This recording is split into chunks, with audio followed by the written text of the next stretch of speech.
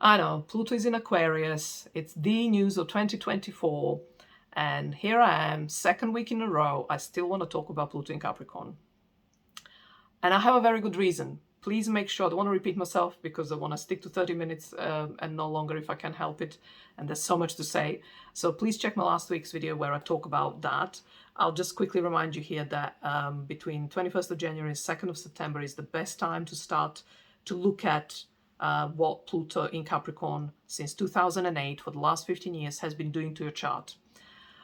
Because by the time we're done with Pluto in Capricorn, which is at the end of, in November this year onwards, we want to get into the Pluto in Aquarius time period with the best, with the greatest wisdom, with everything that we could have learned, with the best tool set, so that we are equipped for thriving and not just surviving, because it's a tough one. This Saturn to the Capricorn to Aquarius transition is really between the two signs, and how we move from one to the other is really tough. And I'll be talking about that next week.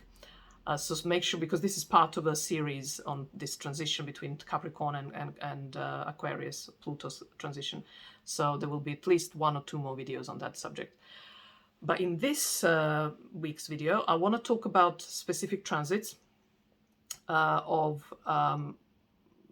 some specific transits that I think are particularly relevant, that will add another layer of meaning of what Pluto in Capricorn wanted to do with us, for us, do with us, right?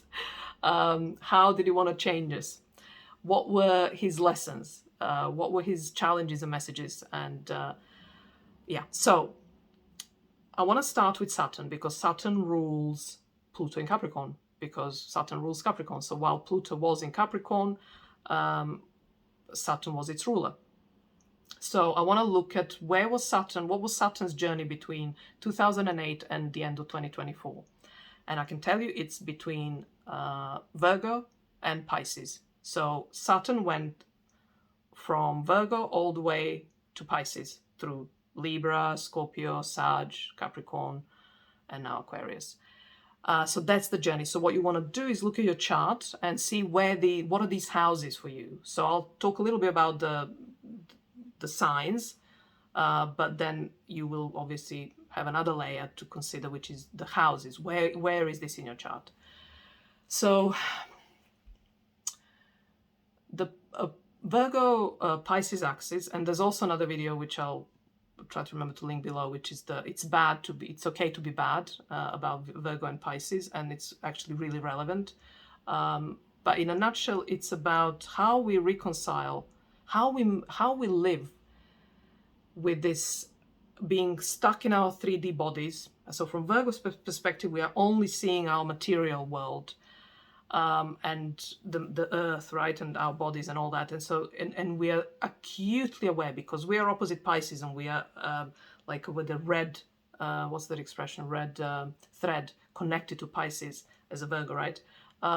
Connected to this knowledge of vastness, of our insignificance compared to Pisces. You know, the little Virgo is just a little human with all its imperfections and foibles and weaknesses and unhealthiness, and just like we're so fragile. The fragility of human existence is just like with a microscopic amplification is made present in Virgo realm, where Pisces is the opposite. It's where all of that doesn't matter, because we are part of the bigger picture. We are just one speck of the, in the universe, one of those dots in the skies, and that's fine. We are happy because we know the bigger picture. We are connected with it. It's our world. In Pisces, that is our world, but in Virgo, it isn't. So what this journey of Saturn from Virgo to Pisces through all the other signs has ultimately been about is to help us reconcile this humanness with the divine. And divine, I mean, that's not really my word, and I still struggle with what to quickly come up with when I talk about Pisces. Art used to be one, and that always is still, but maybe I'll stick with spirituality. So anything that gives meaning essentially to our existence, anything that's beyond tangible, logical, practical material, right? So whatever we're going to call it, divine, consciousness, God, art, spirituality, all of that. So how do we not lose the Virgo piece and be and be in the Pisces world, and how to be in the Pisces world without losing Virgo piece? So the short answer is we master the steps in between, which is Libra, Scorpio, Sag, Capricorn, and Aquarius. So I don't want to go through that because I have different videos that cover that in different ways. But essentially, it's another piece about the axis is that it's and what the arc is to do with others. But it starts with this little Virgo is like someone who's just exiled into the, it's not connected with the inner child, with all that unconscious, me, I'm growing, I'm just experiencing, I'm just experimenting with myself and all that stuff, kind of childlikeness of humanness. And it's not met the other, where we are kind of all together in it and we have a sense of connection and comradeship, for better or worse. So, skillfully or unskillfully, still it's there. It can still be helpful, even if it's unskilled. We are like in this limbo in neither worlds, right? And because of that, all we have is us, but with this acute awareness of how small we are and how insignificant we are without Pisces. But Pisces is so far away. But so how we learn that is by through others. Essentially, that's what the journey is. Up until Virgo, it's all about the self, but here it's without the other. So what we have been learning during Pluto in Capricorn is how can we be with others? How can we create a world with other people where we are never going to forget our humanness in all its foibleness and frailty, and be connected and feel connected to something higher, bigger than us, and we feel like we belong naturally in that order, higher order, with others in all different ways that we are working with others, which is through other signs, right? So that has been one of the messages and the challenges of Pluto in Capricorn. And then check where it is in your chart, which would then add another layer depending on the houses. Another word that came to mind when I was contemplating this was spiritual maturity. So during Pluto in Capricorn transit, we have been, one of our mandate was to mature spiritually. So what that means is what I've just been talking about, which is that spiritual maturity is that we are not disconnected from our humanness. We are very much rooted in our humanness. In fact, I don't want to have a major tangent, but I've been like breathing and living Thomas More, the guy who's still alive, not the English, some, I don't know, Renaissance, 15th century something person. And he has Neptune and Venus in Virgo. And his whole life's work is, he's a monk, he's a religious person, all that, but it's like all about, it's phenomenal. I mean, I will link in below the books and all that, because it is, I think, the lesson that this Capricorn, Pluto in Capricorn has been teaching us, which is that to find divine in mundane, and when we are in the higher realms, to not forget about our humanness, our foibleness, our fragility and frailness, right? And to be all that in the presence of others, like not to either shame others for not being like that, or not shame ourselves for being like that, to manage to live in that, to connect Pisces and Virgo with witnesses to that work of ours. Because the trouble with that particular axis, because it's 12th and 6th, it's kind of like at the end, and then before we even started with the others, right? Libra, and then Aquarius. So it's tail ends. We are kind of in the gray zones. So the witnesses are not present there by nature of natural zodiac, but this journey has actually asked of us to let others into this process, let ourselves be vulnerable in this surge, in this what's that word, quest, to make ourselves let others in and to make ourselves visible in that process. Because ultimately we don't want to hide out of shame or out of guilt, both Virgo and Pisces pieces. This could also mean, if you ask me, the Christianity and the religion, and I'm only speaking of a very limited worldview, meaning where I am and, Western world and all that. So forgive me, but that's all I know. And experientially mostly I'm speaking, which is that we are asked to mature our the place religion and belonging via belief systems, i.e. religion, right? To evolve that and to raise that from what it has been. So that also has resonance of patriarchy, of how patriarchy has nursed religion as a way of being human.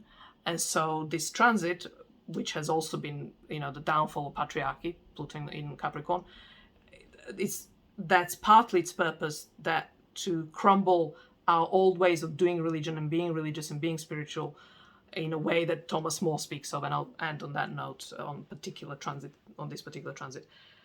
And actually, sorry, I will just, so all of this is happening, right? So Saturn is doing this journey while Pluto is in Capricorn, and then finale of Pluto in Capricorn, so September, October, and November this year, is actually so I'll share a few transits that the other big players, mainly Uranus really and Saturn, but Neptune is another big player that I always would consider in these transits, in these stories like this one. But it doesn't do anything to Pluto until this moment. Like it's in by sign, it's in for a big part of the time Pluto is in Capricorn. Can't remember exactly when it goes into Pisces, but from that point on, it's in sextile by sign. But until it actually hits the degrees that are tight in orb, the sixth sextile doesn't activate really. So the sextile between Pluto and Neptune being the ruler of Pisces, happens for when Pluto is for the last time in Capricorn in our lifetimes. So that's when this sextile between Pluto and Neptune perfects, or gets the tightest. It's still not perfect, sorry, it's 1 degree off, but it's the tightest while in this storyline. I don't know. In fact, no, then it moves into Aquarius, so it wouldn't be. Actually, no, I think that's it. That's maybe the closest it comes for a long time, I think. Don't hold me to this, but still, it's the tightest while they were in Capricorn and in Pisces. It's the tightest. And it's literally at the last leg of Pluto in Capricorn journey. Like I said, this October, September, and November. And so that's like a nod to this Pisces piece.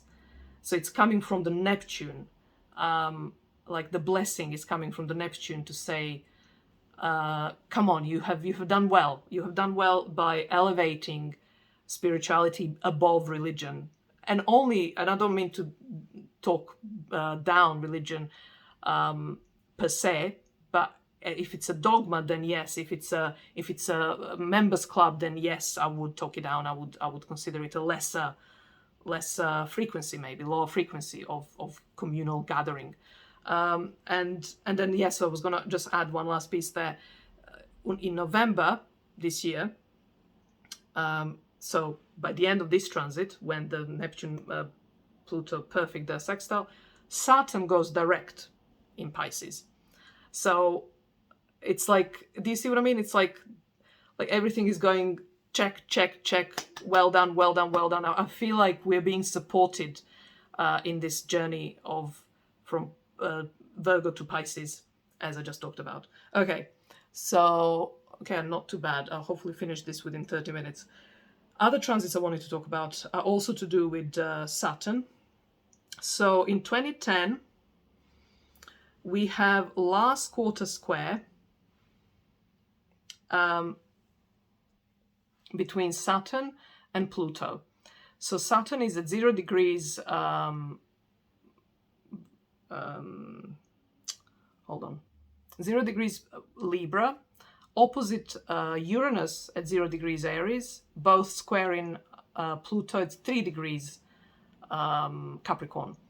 And so at this point, this is the last quarter square between Saturn, like I say, and Pluto, and they were actually conjunct. The conjunction that preceded this last quarter square was Pluto and Saturn in Libra. And last quarter squares are always about radical changes, like we are only for the reasons that we are making the most difficult decisions. So that's why it's radical, because it might not be actually radical in its ideological sense, but it requires a lot of energy, but also courage and clarity and conviction and courage. Again, you cannot say courage enough. And so, but it's like I say, it's what we are deciding to be done with. But what's even more interesting is this opposition to Uranus, and it's interesting because it's at 0 degrees, so we have a T-square, but it's because it's at 0 degrees of the two signs of Libra and Aries. But then also because Saturn is at, Uranus is a 0 degree Aries, it kind of is a nod to what's happening in 2026, which we will have a whole new cycle, and it's acclaimed to be like the new beginning of humanity. Saturn and Neptune conjunct meet at 0 degree Aries in 2026 February.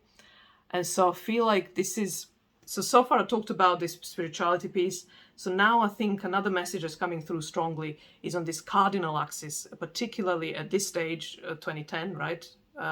2010, is about the Capricorn and Aries and Libra. So it's about, again, it's about the other and our relationships, and it's like it's this Aries piece, which is like it has an echo of Virgo Pisces that I talked about just minutes ago, which is this sense of individuality, aloneness, like you're just the one, not lonely loneness, but just like oneness, like you are singular in that sense, oneness, not oneness, we are all one, but singular, Aries, versus being in a relationship, being connected. So we are, Capricorn is again testing this axis, these themes with us. It's challenging us. It's squaring. Therefore, it's like we are being hit with the questions like everything. Can we sustain society? And can we sustain cultures and structures while we are, or rather, it's saying we cannot sustain structures and societies if we're just on our own, if we can't find a way to be individuals and Aries while in connection. So that's, like I spoke, similarly has an echo to this Pisces and Virgo piece where, you know, we need to remain fallible, frail human while also worthy of and trust and know that we are divinity, we are worthy of the God love, or however, you know, you want to call it. And so here it's the same. It's like we are capable of remaining individuals within a relationship. We have to, otherwise there is no society, there is no structures, there is no world to build, Capricorn, right? If we can't be connected while also being separate, right? Like Aries, like I don't have to compromise who I am in order to be your lover, your husband, your partner, your friend, your neighbor, your colleague, your collaborator, your business partner, right? I will not, it doesn't have to be. But we need each other in order to build a world that, you know, we are all 3D creatures, right? So there is that theme happening. That's in 2010. Then we have in 220, the major grand conjunction, you know, everyone that actually brought on COVID and all that, which was Saturn and Capricorn, Saturn and Pluto in Capricorn at 22 degrees. And so what I think is interesting here, and anyway, before I go into this other point I was going to make, I don't want to elaborate too much on the conjunction because that's been written about. So just remember what was going on in your lifetime, that in your life at that point in time. What was like breaking down? What new beginnings were starting? What were you done with? I mean, it was mega important, significant point in our history, right? So just check what you were doing then. But what I wanted to say, and I'll link another video about that and coronavirus, but also the long-term like a long view of what the consequences have been, would be, as per my research. So I'll link that below as well. But what I think is interesting is that, so we have this conjunction. So this is like since 80s when Pluto and Saturn met in Libra. They are now meeting, it's a square. I don't know if they're meeting, I don't know if their conjunction in Libra was at 22 degrees Libra. I'm pretty sure it wasn't. That would have been too neat, maybe. But I'm sure it was towards the end of Libra, so maybe. So they meet like a quarter of a chart later, again, in Capricorn. And so that is now, that moment is like at least the story of your life since the 80s is now coming to an end, has come to an end. You might be still in the new beginnings, you don't know what's happening, where you're going, but you know that what's been is over now. Because that journey of Saturn and Pluto is now finished because they're meeting again. Since the last time they met, we had a whole life going. So this is 80s, this is 20. We're talking 40 years. Wow. Anyway, is it 40 years? I think so. God, right. I'm sure many of you are not even all that much. But anyway, you know what I mean. So whatever you've been doing since that last conjunction, now it will have crumbled. And it wouldn't be just on that day. You will now, from that January 2020, around that time, throughout 2020, or since then, you look back and you just, the life you were living from the 80s to the 20s is just like, you know, almost like you have nothing to do with it anymore. You don't recognize yourself, you know, from those days. But it's interesting that then a year later, more or less, in December, on the solstice, winter solstice, Saturn starts a new cycle with Jupiter. I see this as this kind of like, again, this story of like reminding us what it means to move from Capricorn to Aquarius. And I said at the beginning of this video that that's the most treacherous transition of all. Like, it's like, I don't know if I said it, but I will say it even if I'm repeating myself, which is that we can either ruin everything or like really go with a bang, go out with a bang, if you like. So it's so precarious and so treacherous. And so I think 2020 has been showing us, and 2021, or rather since 2020, with these two new beginnings of Saturn, we took different archetypes and planets, Pluto and then Jupiter, in different signs, but signs that are concurrent, so Capricorn and Aquarius, showing us this treacherousness. So think about what was going on for you. Where were you feeling like you are gonna, like, live or die? Right? It's that kind of life or death matter almost. On one hand, in order for you to do one thing, something else has to die, but it's like, it feels huge. Like, that's the point. It feels huge. Yeah, on day-to-day basis, something dies, you know, that's fine, we get that, but this is huge. These are like major life changes. So, but it's of that nature where we are mature, but also notice how you have been ready for them, how you have matured as a person to carry them out, even though, and therefore feel proud that you've done it, right? Another transit that's really, I think, wonderful, like as a marker of how we have integrated some of these lessons during the transit of Pluto through Capricorn, is the nodes. So nodes, specifically the nodes in Capricorn and Cancer. So in 2010, North Node in Capricorn was conjunct Pluto. But then in 2019, so 9 years later, South Node in Capricorn was conjunct Pluto. And while in, so from November 2018 to May 2020, the nodes were in Capricorn Cancer, so Capricorn South Node, Cancer North Node. So the way I see this is we start off with North Node conjunct Pluto, which is to almost say, look at what's all wrong with this, with Capricorn in your life, like areas of Capricorn. So check my last week's video where I'm talking more general terms what those themes are. Look what's wrong and how you can, and then, but also here I'm giving you a glimpse of how that can look good, how that can, even if by glimpse I mean a sense, maybe not a clear vision, although maybe a clear vision as well. But its North Node is like a glimpse into the future or what Capricorn can look like. So I can't think of 2010. I mean, I certainly know what my life looked like. Actually, yeah, that's very much what I'd like my future to look like. But it also, by looking like that, my life is not like that today. And in 2010, I had a glimpse of like a good year of just perfection, absolute perfection. And here I am at the end of this journey, Pluto in Capricorn, near the end. And I am closer to it, but I'm still not there. My point being is that at that time, I had a glimpse of my future. But it also highlighted all that's wrong with, because it was a glimpse. And although it lasted a year, the year before was crap and the year after was back to crap of a certain kind, of the Capricorn kind.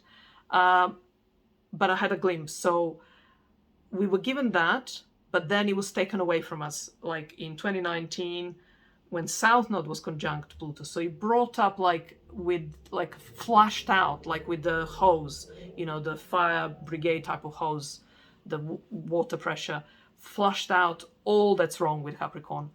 But what it did, so that's where it led us to Corona eventually, in 2020, sorry. But we had a North Node in Cancer. So I spoke last week about the polarity point of Pluto. And some North Node would be, so between 2018 November and May 2020, we had a glimpse of what are the missing pieces in our Capricorn world that we need to integrate, that are coming from Cancer, that we need to integrate into our Capricorn world, to make that, so that glimpse of that future, of that Capricorn, next level Capricorn, the up leveled Capricorn, the evolved Capricorn can look like, can be done. Like what do we do? How do we do it? And we were given Corona, we were given COVID. I mean, of course, I don't mean to play down or be facetious about all the horrific, death toll that the world has experienced, absolutely. And my heart goes out to you if you personally lost anyone. So I don't mean to be funny, to take this lightly. But at the same time, I think if we remove that and we think of what else COVID did for us, and the quarantine and lockdowns around the world did for us, is that, remember that slogan, stay at home, right? To be safe, stay at home. So it's like a Cancer pamphlet, if there is ever one, given by an organization that is not anything to do with astrology, right? And it was Cancer through and through, right? But so that aside, like the jokiness of it aside, I just mean, think about what that has done to us as a world, right?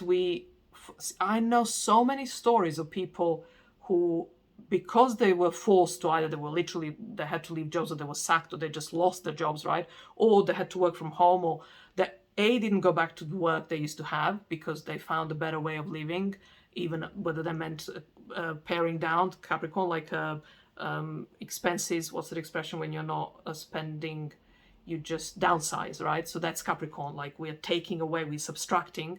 I don't need this much money or this income. I rather live more modestly, but have a quality life, right? So many people did that. Many people found their vocation and their dream jobs because they threw themselves into something online, something because they had no other option, right?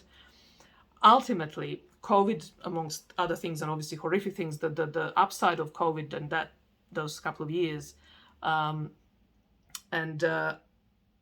and that particularly that year of, when it was in its highest, was the North Node was in Cancer, is that we integrated Cancer by realizing we were forced to see what was all wrong with the